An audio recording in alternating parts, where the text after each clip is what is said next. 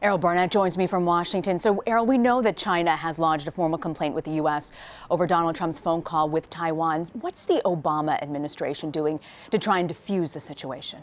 Well, Rena, you're right. That formal complaint came in the form of a statement issued by China's foreign ministry spokesperson, in which they said the one China policy is the foundation of the relationship between the U.S. And China, and they warned against any unnecessary interference in it. Also, China's foreign minister is quoted Saturday as saying that this call from Taiwan to the president-elect was a, quote, little trick.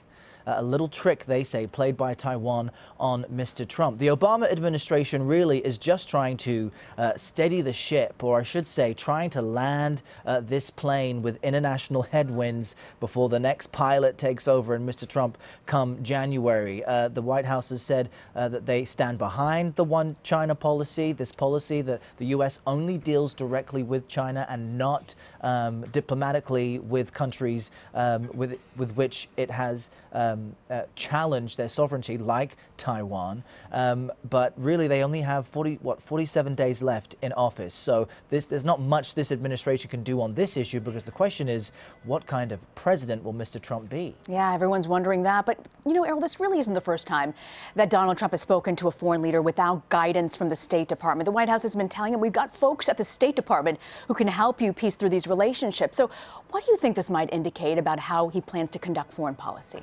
Well, it shows that Mr. Trump will likely behave as president as he has as a candidate, which means he does things his own way. He goes against tradition and policy and essentially goes with his gut. If we think back to some of these other meetings he's had, he met in person with Japan's Prime Minister Shinzo Abe. The only other American in the room was his daughter Ivanka. That goes against U.S. policy. He had a phone call with Pakistan's Prime Minister Nawaz Sharif. After that call, Pakistan's government said that Mr. Trump called the Pakistani Prime Minister a terrific guy, and that when he was invited to visit the country, he said he can't wait to come to a fantastic country with fantastic people. The Trump transition team, though, simply said that it was a productive conversation. So he's getting experience in how these conversations, these meetings, can be interpreted different ways from other parties, and that may trigger some kind of international incident. And that's why you have the White House press secretary, Josh Earnest, on Thursday publicly urging Mr. Trump to take advantage of the resources available to him right now at the State Department, the diplomats, the experts, the people who can set up these phone calls, provide pre-approved briefing notes, these vetted, bits of information that are created as to avoid any international incident. But Mr. Trump has been suspicious and skeptical of not just the Obama administration, but government in general. And, you know, when we also consider that Mr. Trump has only received about 3 of the daily intelligence briefings available to him, you have this deepening concern here in Washington that this former reality star, this person who enjoyed speaking in front of tens of thousands of people on the campaign trail, has time to create a victory tour, but doesn't necessarily have as much time to get into the details, to read briefing notes, and to do the hard work behind the scenes that is required of a president. Another international relationship that is deepening is Mr. Trump's relationship with the new Filipino president, Rodrigo Duterte.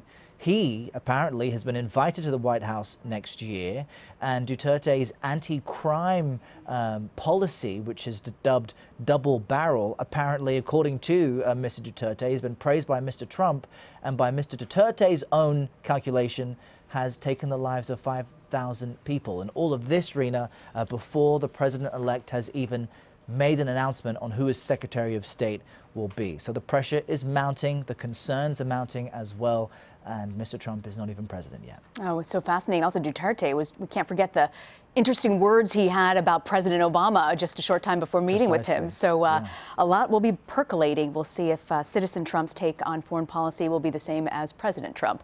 Errol Barnett, thank you. Sure.